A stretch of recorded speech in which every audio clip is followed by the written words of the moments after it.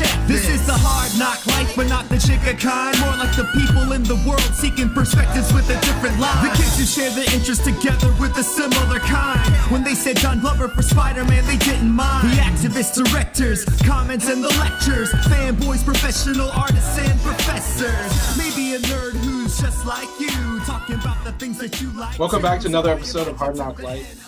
I'm your host, Keith Chow from the Nerds of Color. We are joined by a whole crew of people from an upcoming movie that will be making its debut this coming Tuesday on Hulu. It's a horror film called Dying to Kill, which is made by a couple friends of mine, so I want to go ahead and cut short this introduction and get into talking to them. First off, let me introduce one of the writers and creators of the film, a guy I've known for many years now, goes all the way back to my time at Secret Identities, Koji Sakai. What's up, Koji? Hey, thanks for having me on. Along with Koji, we have the director and co-writer of the film, Raymond Lai. Hey, how's it going, everybody? Thank you so much for having us, Keith. Thank you, Raymond. And as we also have the star and another co-writer of the film, the stand-up comedian who plays a stand-up comedian in Dying to Kill. Welcome, Dwayne Perkins. Hey, Keith. Yeah. Thanks for having me. Hey, Dwayne. How's it going? Great. It's going great. Yes. So the movie is called Dying to Kill.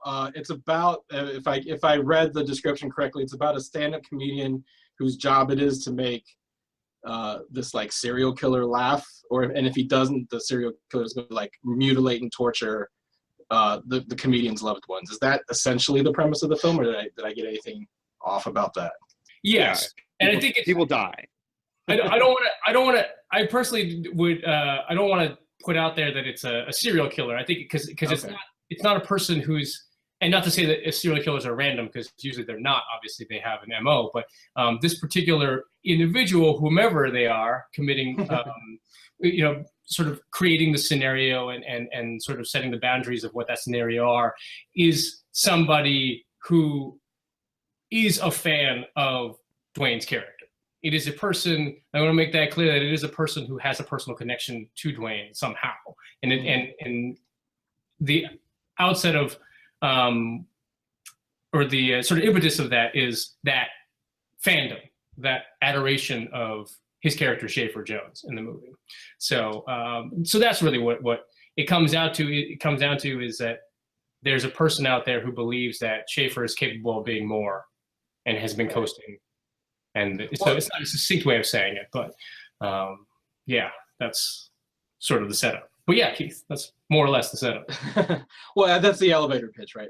Dwayne, you're also one of the co-writers. I think the three of you collaborated on the script, right? Yes. It was you guys are the writing team. Mm-hmm. But you, as the resident stand-up comedian, I don't know enough about Ray and Koji's background. Maybe they did some open mic nights. Who knows?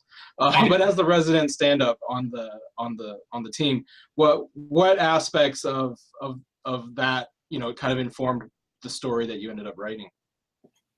I think it informed a lot. I think it's even why we chose this story to tell. We had a lot of stories we could have told, but I think we went with this one because it's, I'm a comedian. It's near and dear to my heart. Ray also has done some stand-up, so he has some empathy that towards what that's like. So yeah, I think that we've captured sort of like, it's a real thing. People are really dying, but it's also serves as a metaphor for what it's like to be a comedian. And I think we've done a good job of that, like what it's like to not get a laugh, to get a laugh, because the reality in their world of the horror, that aside, comedy is very much like you kill or you are killed. Yeah.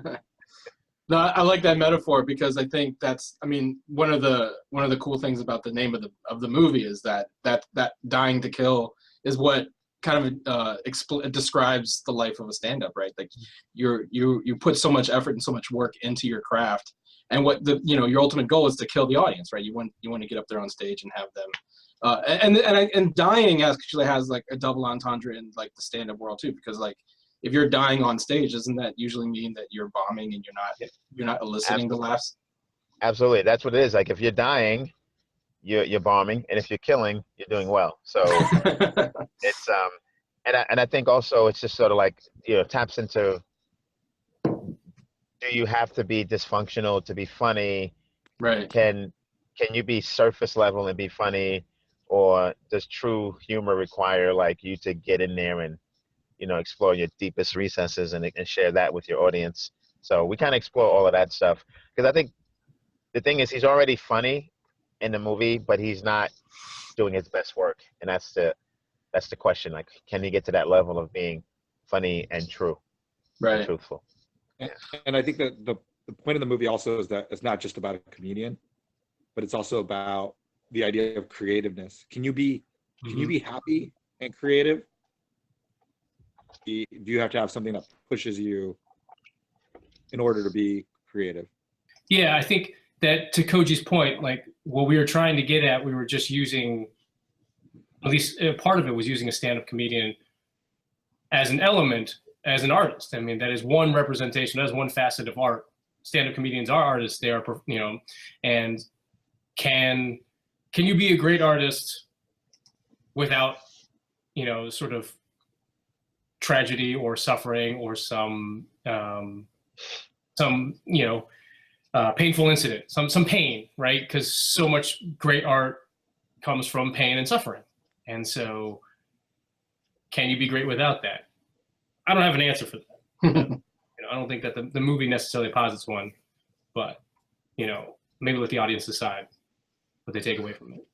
So was the idea always like, I mean, Koji brings up a lot about this kind of, you're exploring questions about creativity and drive and the nature of art, but was the premise always to go into that thriller / horror route, or was that like an organic thing that came up when you guys were collaborating? What was the impetus behind making the movie to begin with? Was it always like, let's do this, thriller and then let's do it this way? Or did it start from like, let's tell a story about this comedian and then kind of devolve into this like morbid, horrific tale? Dwayne and I first started working on a project together. We wanted to do something small that we could film ourselves. Kind of landed on wanting to do a horror project, and then it kind of grew, and we brought Ray in to really flesh it out and really make it a good story. And he came in as a writer, and so I think that's kind of the impetus. I mean, Dwayne, what would you say? I would agree. I think Koji and I, the things we've written have been more like comedies with heart, and I think it was so weird. And Ray, like we're all, especially me and Ray, the stuff me and Ray has done, have done in the past, it's been comedy, with a heart. But I think because we were trying to do it ourselves, we figured to go the genre angle. I think Koji's done horror before, but certainly not me, not Ray and I. So, yeah, I think it started with something that we could afford to do, and we had a bunch of ideas on the table, and something about this idea that because I'm a comic and something that could work in a minimal amount of locations, and but once we sort of settled in on it, then it pretty much flowed. So it felt like it was a good thing to do and something we wanted to do. So it's kind of weird because I had to like start watching horror films and and I'm scared of horror films. Even this movie, certain parts scare me, even though I was there. And it wasn't real. Right. Dwayne brings up, Koji, that you have a bit of a background in the horror genre, because I think you did this was right after you did the Jason Tobin movie, right? Yeah, #1 serial killer. Right. I knew that movie had under a different title, so I wasn't sure which one to refer to it as. I've actually done a couple. I mean, most of my writing, actually, I get paid to do is in the horror genre. What's your connection to that? What's your connection to that genre? I just love scary movies. I love scary stories. I think it says a lot about who we are as people. I mean, for example, I'm gonna go on side story real quick. Like Aliens, for example. I'm gonna come back around, so believe me. In the 1950s, aliens were seen as space brothers and space sisters, and positive. And then somewhere in the 60s, it became sexual experiences and these really bad things. And what that says to me is that kind of the time, it says a lot about what was happening in society. So I think in the same way, horror films represent the same thing. It says more about the world, people getting killed or these scary things happening, than I think a lot of times these other, comedies or dramas or anything else. I think Dying to Kill is able to do that as well. See how I brought that all around? Hey, you know what's great about that, Koji, is I feel like the one way it relates and it super relates is social media is sort of that bridge that connects people directly to their the artists that they like. Mm-hmm. And this movie, I think, takes that to the next level because, as a comic, people email me or tweet me directly. I like this. I don't like that. And we're far down that path. So we just took it a little bit further, which is, in essence, the direction we're already going. And that is, fan just shows up and, physically takes your body away, and kidnaps you. So that is where we are now, where there's no divide between fan and artists. It's very flat, You don't have to go through any kind of bureaucracy. I can just email Lionel Richie if I wanted to. You can? Well, not email him. I can tweet him. Yeah. That's dope. Speaking to what Koji and Dwayne were saying, it kind of actually leapfrogging from what Dwayne was saying about fans. That was what, when they first came to me, so much of what interested me about what they were pitching to me, because it was still pretty. I think at that point when I was brought on, it was just an outline. They hadn't really started writing the script yet. They had outlined the major beats of the story and sort of the major turns.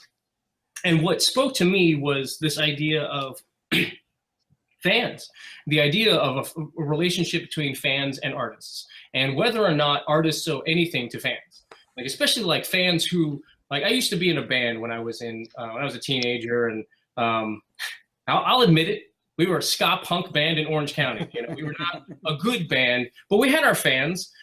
We were a part of a scene, and there was this like genuine reaction of at the time where you saw bands like No Doubt or Dance Hall Crashers signing to major labels, and then all of a sudden all their fans were like felt betrayed, like sold out, blah blah blah. I mean, that's just my personal example, but obviously you see that everywhere, and you see that with artists. And whether or not the artist owes anything to their fans, to be, to not sell out, quote unquote, or to not alter their persona. I mean, you don't need to look that far in terms of the sort of vitriolic relationship between fans and artists. It's grown to be, just like Dwayne was saying, now you have a direct conduit to these people that you admire, and it's often not healthy, that expression, because you feel like you have a personal connection to these people, even though you don't know them. And so that can be very dangerous. And I thought, okay, well, let's take that to a logical extreme, and what that would mean from from a genre standpoint, like what would happen if you took that to an extreme. And that always interested me. Like that, I just think, that people always forget that fan is short for fanatic. Like that is, it's a very fine line. And I thought it would be really cool to explore that. And then that opened up a whole for me, that opened up, okay, well, that means that we can explore this aspect, we can explore this theme, we can explore this, and sort of touch on this. And these are all things that, as an artist and in many different mediums through the course of the last 20 years, has always interested me. And also to have someone who, like Dwayne, who is an incredibly accomplished stand-up, who's an amazing stand-up comedian at our disposal, and not to not use that, like, I just felt would have been kind of a waste. So that's another thing. So I was glad that was the story that they came to me with. Anyways. Yeah, I like where this conversation is going, especially in terms of like the idea of fandom and how social media has kind of changed that. I mean, so fandom does, has a much greater kind of role in even the creative process. Mm-hmm. You could argue now more than ever, especially with like television. Maybe movies not so much, since movies take so long to make, and they're kind of made in a bubble. But like television is this weekly thing that happens, and you have people on Twitter who live tweet, and then they have these opinions, and there can be a lot of that back and forth between like a showrunner and a group of fans. So like I feel like you said, this kind of takes that in the extreme direction, but I think it's very timely now, right? Because there is so much fandom that can seem scary if you're on the other side. If you're the guy on stage, or if you're the guy behind the computer who's like writing the scripts, and you hear a lot of the vitriol and the backlash, it can be a little frightening. Yeah. Dwayne, as a professional like stand-up who interacts with the audience all the time, like, do you ever, you know, I'm sure you've had your share of hecklers, but have you ever had an experience where it's like, whoa, that dude is a little security? Absolutely, absolutely. Well, I mean, for the most part, I have okay times, but I've had times where, and sometimes it's not security. Some clubs can't afford it or whatever, and there are unruly people who can't get kicked out. You know, I've had guys waiting in a parking lot, and the security in the comedy club has asked me, "Hey, don't go out there. It's not worth it. Just hang out." I had one guy, a couple, and you know, one was too drunk and kind of heckled, so they ended up getting kicked out. And then that guy wanted to fight after. For the most part, I've avoided those moments, but because at that point you're mixing like your desire, your need to be heard, to be a comedian, and then you throw in your own level of testosterone and ego and all of that. So it can go left really, really fast. But I've been able to avoid that. And online, I just block people. So I don't know. Like if I was more famous, I'm not sure how I would handle it. But I used to engage in conversation and say, "Oh no, it's you. I didn't mean that." Now I just simply block people, because what I find is people don't. I might engage if they come with respect, but I think the problem is not only do they have direct contact with you, but they don't always come with respect. It's not like, "Oh, I don't like this one thing," or "I thought you could have done that differently." It's like, Right. "You're a this, you're a that, you're a this, you're a that," and typically they're responding to one thing you said. Like my special, my comedy special is on Netflix, right? Called Take Note, and 90% of the comments are great, but the 10% that are not are like awful. And but I would respect it if they were talking about the whole special. But it's always one joke. It's always they always take issue with one joke, but they think that gives them license to literally insult me and say horrific things, and I just block them. You know, I don't Right. explain to them, "Why are you focusing on that one joke?" I just block them. So it's a weird kind of thing, and I think that, you know, having notoriety now is different than it was 20 or 30 years ago. It's like a different responsibility. You know, it's a different the threat level is higher, especially Right. as a comedian, because my calendar is, you know, I can't have enemies. People know where I'm. You can look at, you know exactly where I'm going to be next week. So, yeah, it's scary, but at the same time, it's what it is now, and you know, these people have a voice, and then we're not going to put that paste back in the back in the tube, you know. So Right.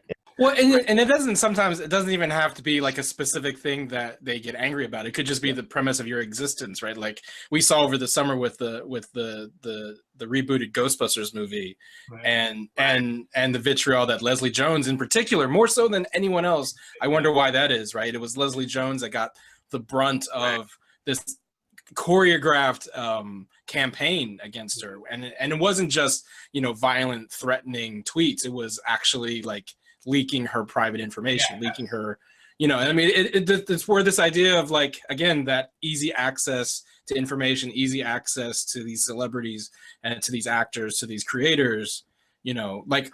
I guess when you guys, basically what I'm saying is when you guys were writing the movie, it may have been far-fetched, but like it's not as far-fetched anymore, right? It's almost like there's a chance that your movie becomes documentary, not about Dwayne, of course, but like there's a chance that your film becomes documentary almost. What's also interesting, I think, about this movie is that because we're all people of color. Yeah. I'm sure, I don't know the comments that Dwayne gets, but I'm sure they're not very nice. Some of them are kind of probably racist.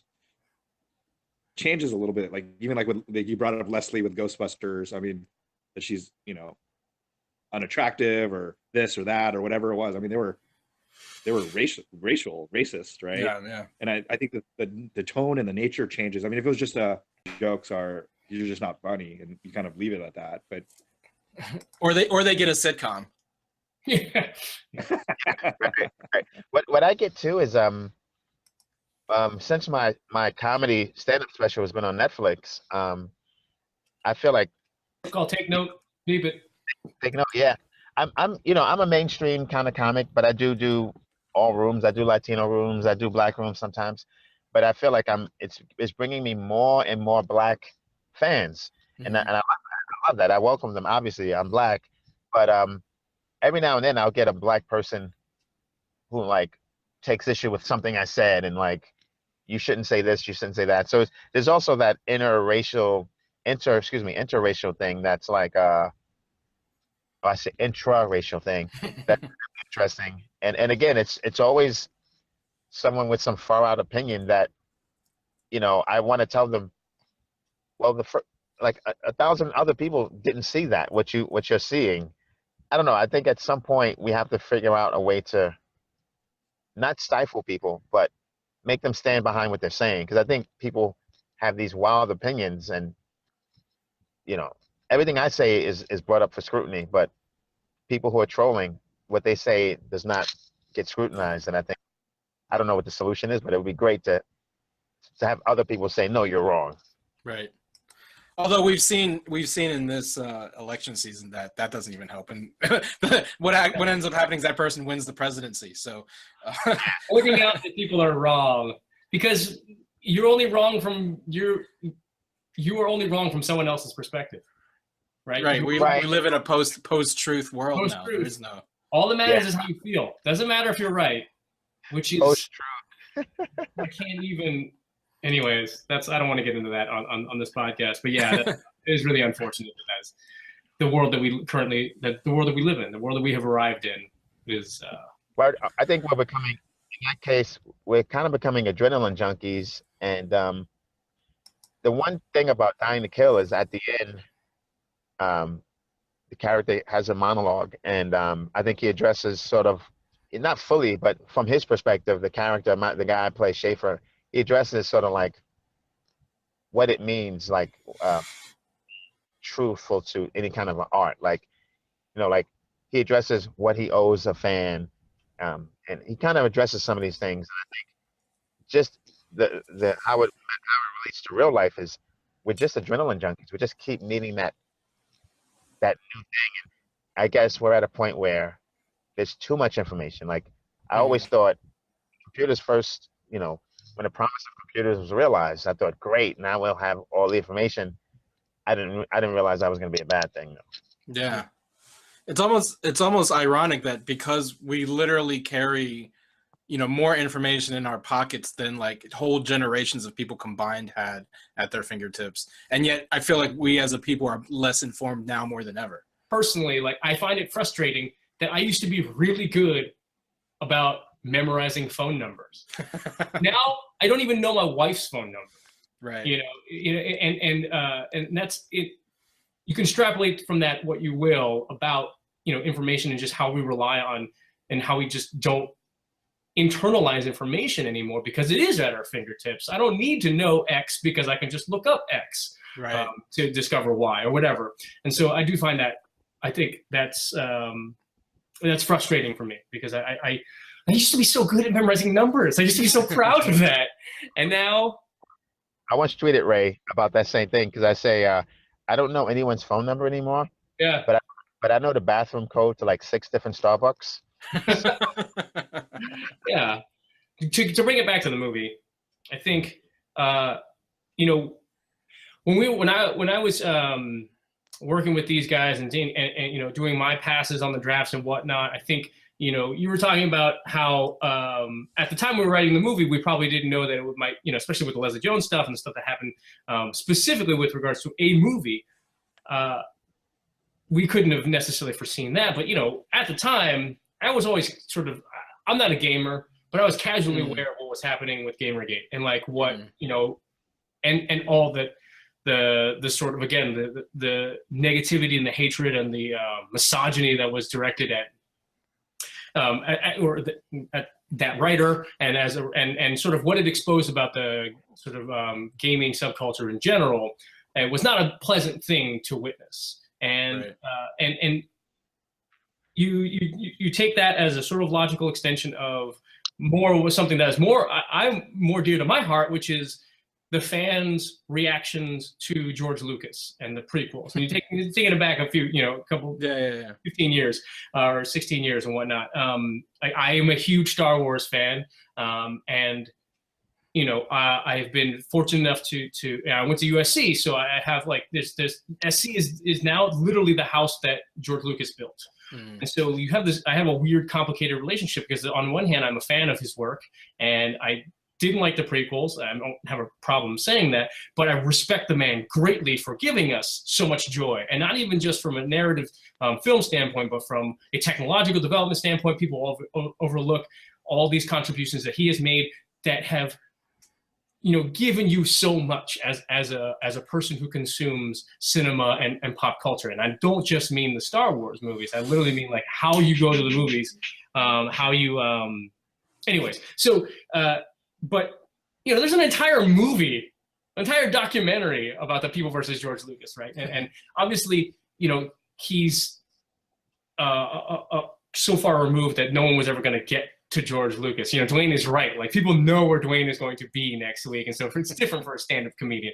But I do think that was very present in my mind when approaching the draft and thinking about, like, oh yeah, like what. Again, going back to what I was saying earlier, what does an artist owe a fan? Even if that fan is dedicated maybe even more time than that artist dedicated to creating that piece of art. Right. Does that artist owe something to that fan? I will personally go on record and say I don't necessarily think the artists owe the fans much. Fans have always existed, right? Yes. Like, there've always been fans of art going all the way back to when art began, right? But I think the idea now of, because you mentioned George Lucas, and the phrase that I first heard, I first heard this phrase around the idea of George Lucas and the prequels is this idea of raping one's childhood, which is the worst kind of it's just the worst phrase ever imagined, right? I can't imagine a worse collection of words, but it's something that gained a lot of prominence on internet message boards and things, like this idea that just because a guy makes a movie or alters a movie that he's already created has done this horrible violation of your childhood. But it does come back to that idea of entitlement from the fan. But yes. And all of you guys right now, you are all artists, and you are also all fans. You consume media as well as producing media and content. So I feel like as a creator of content and a creator of media and a creator of art, you have a better sense more than others that what you put out into the world is, yes, to be consumed by others, but it is also your specific point of view. And this is where, I was talking about earlier about how fandom has kind of latched on to that idea and has in some cases influenced what artists create. But at the same time, there's also this booming kind of, I wouldn't call it an industry, but this booming sense of fan art and fan fiction, and which has also existed for forever as well. But I feel like the internet has also given fans that space to say, hey, we can take ownership of these characters in this content and view it through our own perspective, rather than having to just because George Lucas doesn't make it the way you want, the power of YouTube and the power of fan fiction, you can go out and make your own version of the prequels or whatever, or you can be like J.J. Abrams and make a officially licensed fan film, the grandest fan film ever. Yeah, and I applaud that. I think that's phenomenal. I do think that the ability that because I like fan art. I go to pop art galleries. I buy pop art pieces, artwork that is inspired by pieces of popular culture. I think that's great. I think there's a problem. The problem exists when you begin engaging. Those people went out and did something. They didn't feel like they were owed something by those creators. Right. And I think that's where, like you're saying, the entitlement, right? The sense of entitlement that it comes along with fandom is potentially problematic. Not always, potentially though. Right. Yeah, and with the Ghostbusters thing, it's just don't watch the movie.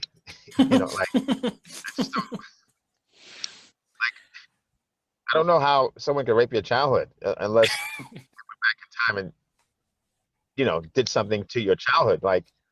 I just think Ray said though, that the fan fiction stuff, at least they're doing something. But the idea that like we can't put anything out that you don't like. I mean, the ability to ignore is, you know, is really at the end of the day beyond YouTube, beyond Google. You know, you have the ability to just ignore. And I think there's a scene where I say that to the person holding me captive. I say, just don't watch it. Don't You watch know? In that line, you also talk about Jay-Z, right? Yeah. I didn't like Jay-Z's last 2 albums. I don't get to kidnap him. But but at the same time, you know, we were exploring the extreme fan. Sure. And I think what's interesting about the Ghostbusters thing is that because it was you know, a coordinated thing, Right. that's horrific. That's like, I mean, that's a whole other thing.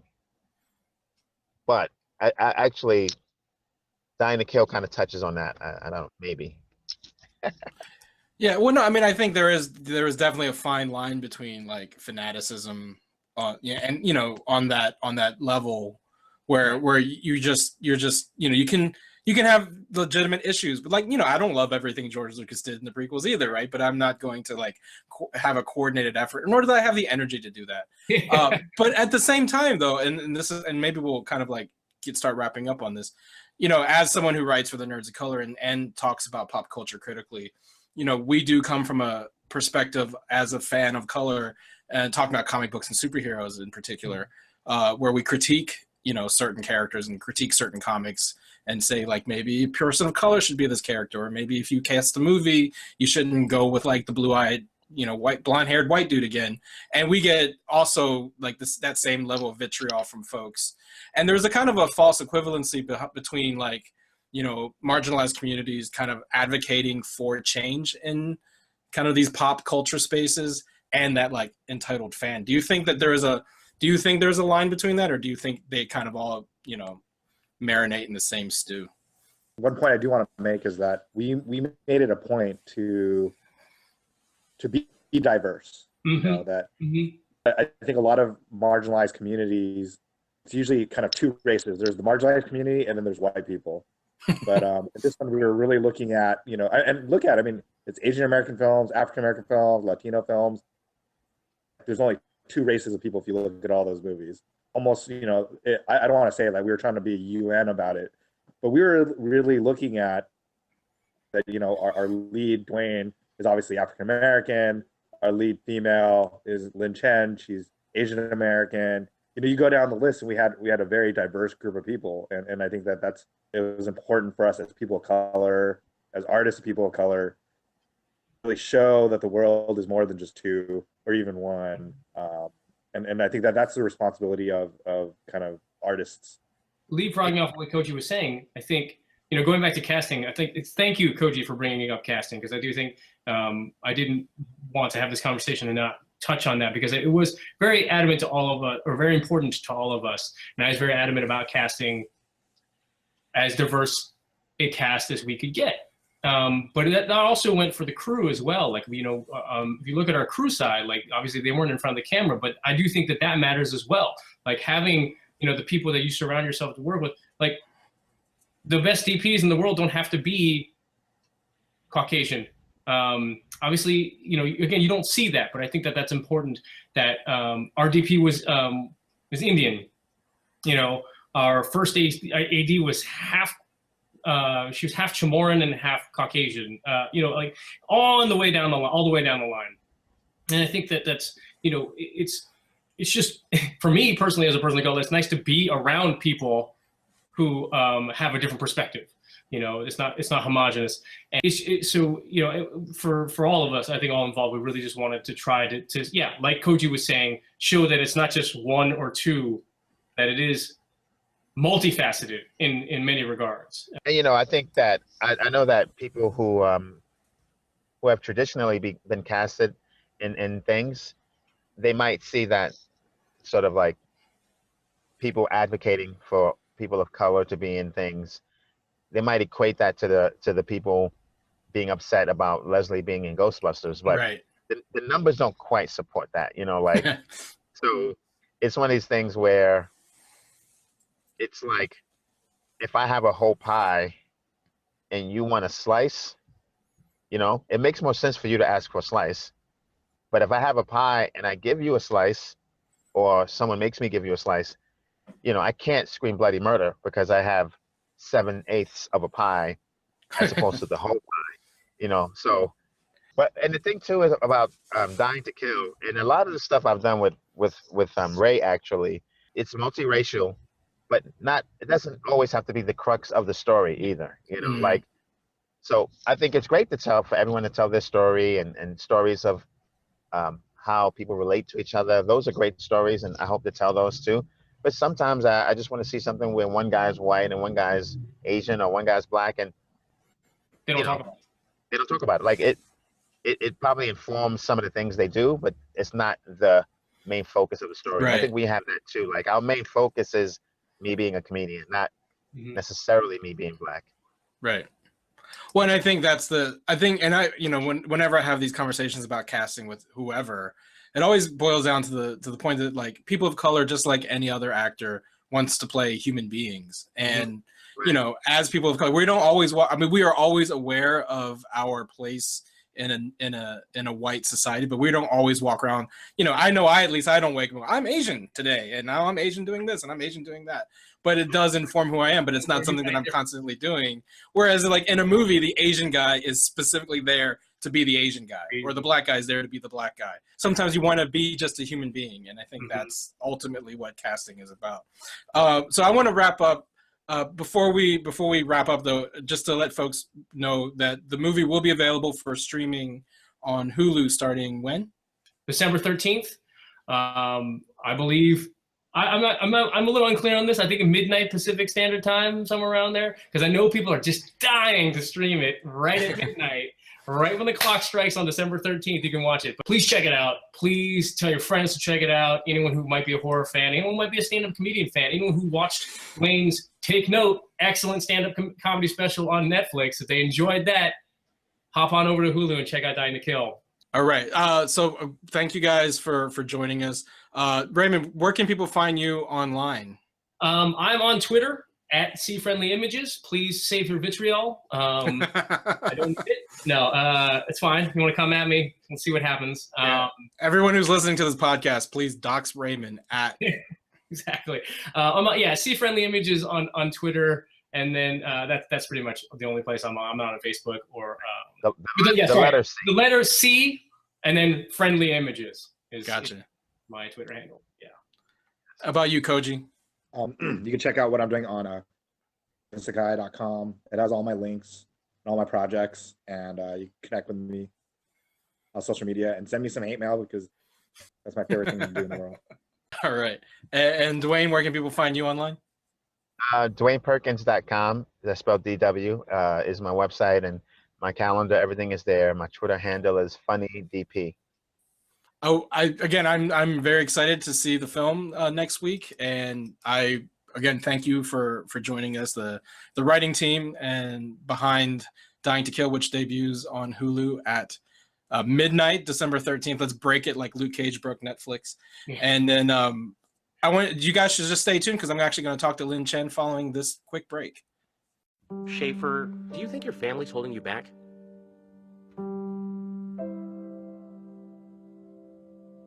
You can do things you can't do other places here, like my cousin Calvin. I loved doing shows with him because it kind of upped my game. 7 years in prison. While he was in jail, he took courses, got his college degree in jail. Graduated top of his jail class. So his early comedic work is really the reason why I do what I do today. Yes, I do eat for gas. You're gonna be funny at any point? Shut the up. Somewhere along the way, he went from this insightful comedic wunderkind to this.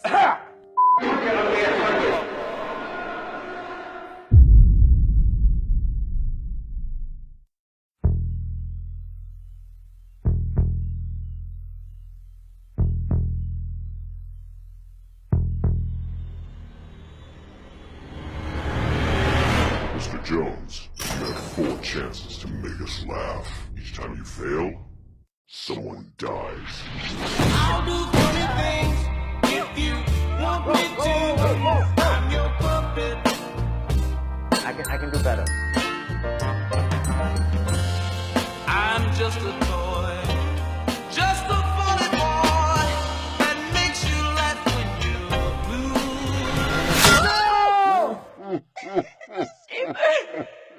manager. I'm not here to make sense. I'm here to make dollars.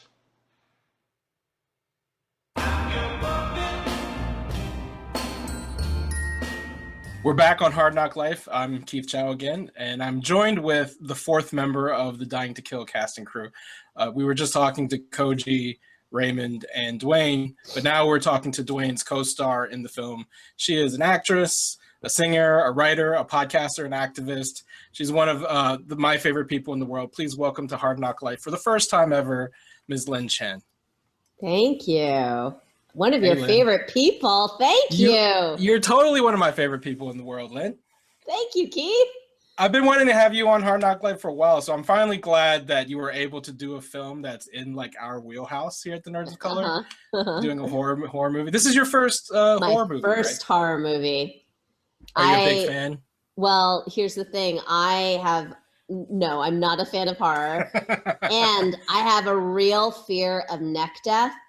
Like any movie with guillotines or choking or slashing or vampires, that's like a real issue for me. So this was like doing therapy.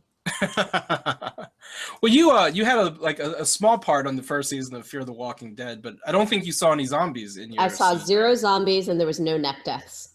So there you go. Yeah. So when you got this part, and I'm assuming you knew it was going to be rather. I mean, I actually don't know how gory it is. Is it a gory movie? It's not too gory. I mean, there's some special effects that had to be done. I mean, there's a little blood. I don't know because I don't watch horror films, so I don't know on the level of like horror films how bloody this really is. I mean, there's blood. Yeah. Lots of blood actually. Yeah. But at the same time, I don't know if it's super duper. Like I could watch it. Whereas like, here's the thing. I just was watching Westworld. I've been watching all of Westworld. Mm-hmm. And I don't see half of it because like the second I see something that could potentially be disturbing for my eyes, I look away and then I hear it. And so I have to cover my ears. And so then my husband has to touch my knee to tell me when it's like safe to look. But I could watch all of this. Hearing it is actually worse, I think, sometimes when you don't see it. Yeah, that squishy sound. There's a lot of neck deaths in Westworld, just so you know. Yeah, no, I know. I'm done with it now. I'm uncomfortable just talking about it. So when you got the part, what attracted you to the role? I mean, you've worked with Koji a couple times in the past. I'm sure that's part of it. But what else about this role in particular attracted you to say, oh, that's something I want to do? Well, Koji and Stanley I've worked with before on People I Slept With. That was the first thing I worked with them on. And I just really enjoyed working with them. So when they approached me, it was sort of like oh yeah, of course I want to hang out and play with you guys again. And then they sent the script and I was like, this is really good, except for the neck death parts. So we had a little bit of a talk about that. But, then I wasn't familiar with Dwayne before I got the script. So I got to watch a couple of I just like Googled him and internet stalked him a little bit and got to see what he was all about. And I just thought he was hilarious. I mean, it was just really, it was an easy decision. It was just sort of like, oh, I get to hang out with my friends, play this interesting part, and confront my fear of neck death.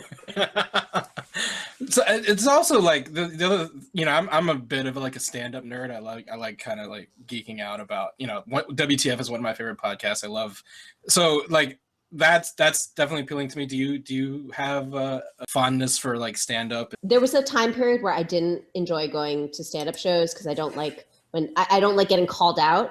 I mean, I guess that doesn't happen as much anymore, but like the first few times I went to a show, it was very much like people breaking the fourth wall and like yelling out into the audience. And I was nervous about that.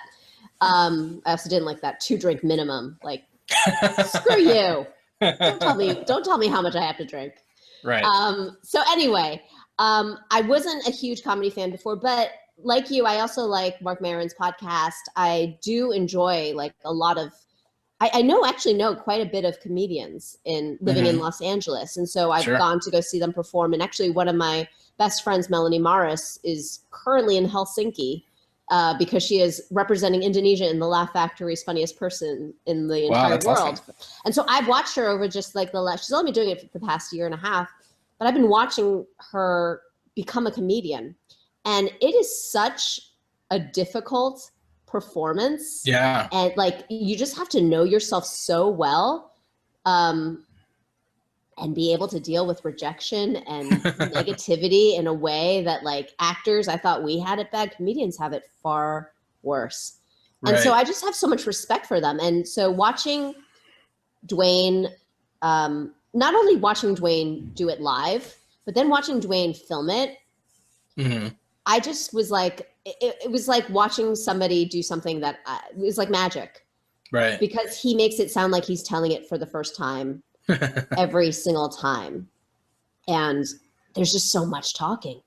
There's so much talking. Oh, and the movie itself kind of gets at that, right? Because I think for we talked about this earlier with the other guys. The premise is essentially this person, we don't know who it is, basically kidnaps Dwayne's character and his loved ones. You play his wife in the film, and threatens to harm his loved ones if he doesn't make the killer laugh. And it kind of like, it's subversive in that it gets at kind of the idea of what it means to be not just a comedian where you're kind of isolated on stage and you're working directly with an audience. But I think, Koji kept bringing up creativity in general and that drive to be successful.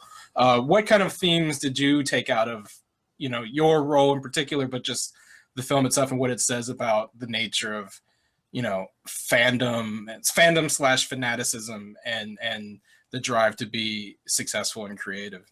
Well, my character, Tracy, she represents somebody who it's like sort of his rock, his support system, and has always been supportive of him. But at the same time, I don't know, I definitely relate to this, that when you're a performer for a living and you also have a family and you have mouths to feed and you have, someone's future to be responsible for, suddenly your art takes a back seat to just making money, which puts food on the table. And so I think my character definitely is somebody who has been benefiting from a lot of Schaefer, Dwayne's character's,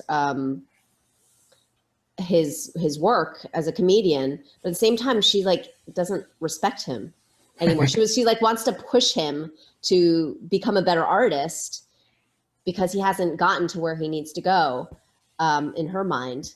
But at the same time, like, she's comfortable. Right. Like, you can say that when you're comfortable. Right. It's complicated, like, I think that that's something that pretty much every artist kind of has to deal with, is like, especially when you're not, rolling in the dough and you have to like think about like, what is my next move? It's kind of a stereotype and it's kind of like a trope, but there's some truth in that. Like, the idea of being a struggling artist is what fuels the art sometimes, right? Yeah, absolutely. And I also think that like, there is something that happens when you have a family to be thinking about. You have to edit yourself in a lot of ways because it's not just you, it's your family as well. And what it's going to do when you come home. Like, I can't imagine if I was married to a comedian, like, not only do they have to have a thick skin on stage, but then like your family, when you come home, has to have a thick skin also, because you've just been like spilling all the crap about your family problems. Some of them which are true and some of them which are exaggerated and some of them which are completely false. Yeah. And so like, it's like this double life, this personal and this private life versus this very public persona that seems real, but really isn't. Beyond the idea of like just the artistry of what Dwayne's character has to do, again, this is also a thriller. This is also a horror film, and we know your feelings about neck deaths in horror movies. But after now having done this, do you feel like you want to do other stuff in this genre, or are there other genres you'd like to try your hand at? Because you've done comedy, you've done romantic comedy, you've done drama. You do some singing sometimes, but is there any like genre work that you'd be interested in doing in the future? Yeah, I mean, I've been lucky enough to be able to do so many different types of genres. And every time I do it, I'm always like so I just have so much respect for whatever I've done. I've just last done, like doing this film. When I was getting my hand molded to be to have a finger double for the movie, and like the hours it takes to make basically something that's only going to be in the movie for 2 seconds. Right. There's just so much respect for the craft that goes into it. It's not just like corn syrup, red corn syrup, like splashing everywhere. You know, there's like a lot of thought and care going into every single effect. And I definitely like had just so much, it made me want to learn more. Because like, what if we had a bigger budget? What if we had more time? What if we had more effects? Like, that's pretty cool. I'm somebody who, I don't know. I like to sit in the makeup chair and get into that whole, like, I like to go through that process. And not just, you know, like, it's very different. Like I do some stuff where I host food videos. So like I'm myself, and it's basically just me showing up and the camera goes on. It's very documentary style. But like when you're sitting in a makeup chair for a long time, you go through this process where you sort of merge into this character, and it's part of the process that you have to go through in order to get to become this other person. Even when I did a Call of Duty, I played a bad guy in the Call of Duty Black Ops 3. And even though like there wasn't a costume per se, I still had to get all the mocap stuff put on my face and my body, and even which is just all that, the little like white, all the little white balls and stuff. yeah, and everything, and like even just doing that. Yeah, but like so like genre, you know, like science fiction, you know, superhero, like, and it seems to be, it seems like that's kind of the only thing Hollywood's producing at the moment. Like it's either some sort of science fiction, fantasy, you know, kind of think like the nerds have taken over. And I wonder if like, is there any particular genre that you want to try your hand at? I haven't really done like a straight up comedy or a straight up drama in a while. Like, and I would really love to just do that. But it seems like, we want things with special effects, and we want, you know, everything to be very exciting. And that is fun, but at the same time it makes me really nervous because I'm not a really athletic person. But it's always I just did something for Refinery 29 where it was like yoga moms beating each other up, and so I had to do like a whole day of stunts of like going down on mats and breaking baby bottles over each other's heads, and like, you know, taking a yoga strap and choking one another and that sort of thing. But it was like it just really made me realize like there's just so much to learn. Yeah. And on every single set is different, and I'm always just grateful to be on a set, honestly. So it's always just fun to be there. I would love to do another horror film if the opportunity came to me. I think it surprised me how in the moment, like when you're like thinking you're gonna die, how like that emotion just washes over you like a wave, and you just can access it so easily when you're like when it's like there in front of your face and you have to like deal with it. It's kind of crazy. Yeah, and Dwayne was saying that like he's also not a big fan of horror films, and he was even saying it's like there are parts of this movie where he's like, I don't think I can watch it even though I experienced it. Yeah, totally.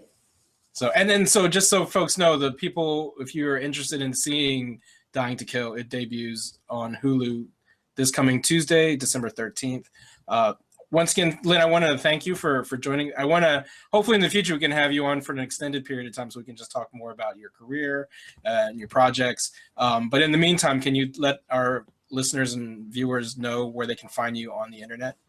Yeah, just go to lynnchen.com and it'll point you to everything that I'm doing. I'm very Googleable, very followable. I'm on all of the platforms, in some cases in multiple accounts. So just go to lynnchen.com and it'll point you to what I'm up to. All right. Thank you so much, Lynn, for joining us here at the Nerds of Color Hard Knock Life. I want to thank you guys at home for listening to us and watching us and tuning in. I'll see you next time.